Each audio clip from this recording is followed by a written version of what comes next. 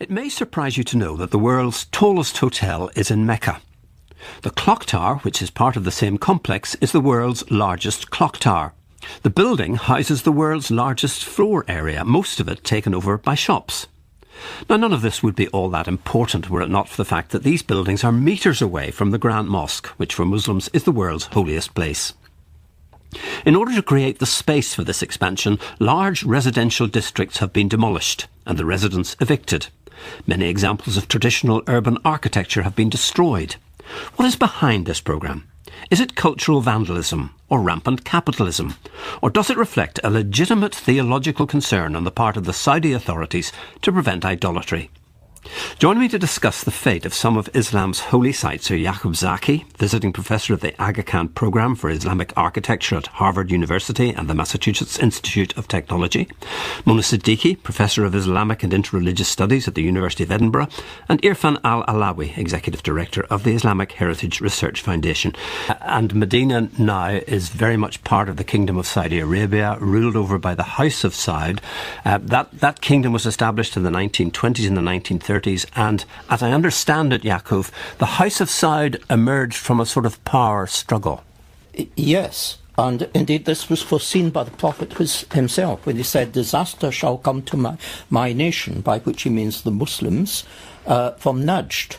Imam Khomeini called them very appropriately the camel herders of Najd, that's people semi-savage without any learning or indeed a deep knowledge of Islam, as you see, for instance, in their disciples in Pakistan, the Taliban, and their iconoclastic program in, for instance, the destruction of the statues in Bamiyan in Afghanistan.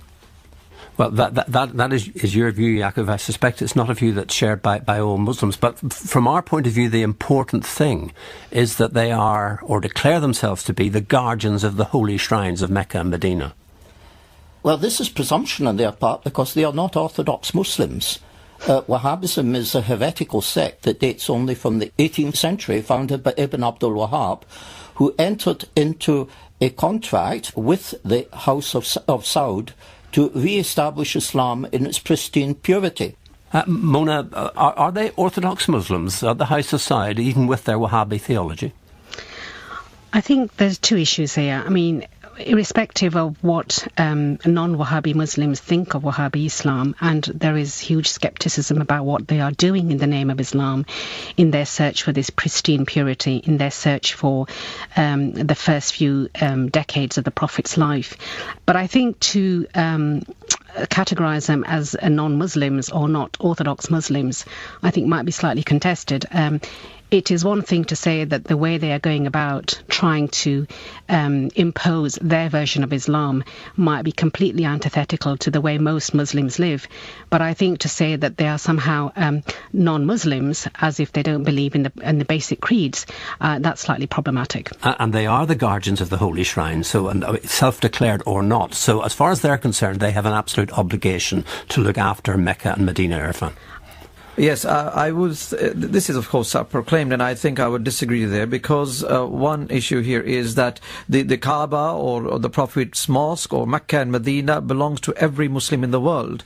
One cannot take over these cities and claim to be the custodians and then destroy and demolish and remove whatever they like.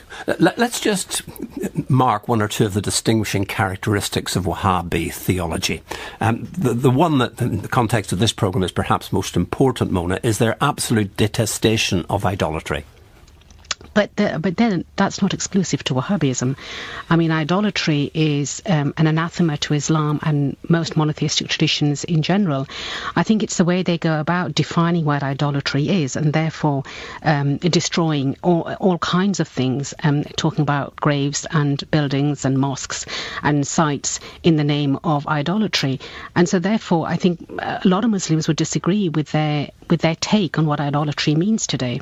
Presumably because a lot of Muslims would think that it's right to honour the Prophet. In fact, they'd all think it's right to honour the Prophet, but they would think it's right to do that by revering saints, for instance, and visiting shrines, Yaakov. Yes, according to Wahhabi theology, this is polytheism, association of gods with God. I mean, one of the issues is that the whole point about there's so much in the Quran that talks about the afterlife. There's so much emphasis on the world beyond that the grave and shrines are almost physical reminders of the afterlife. So in many parts of the Islamic world, people do go and pray at shrines, at graves, but it is generally understood that you can pray for people, but you don't pray to the graves.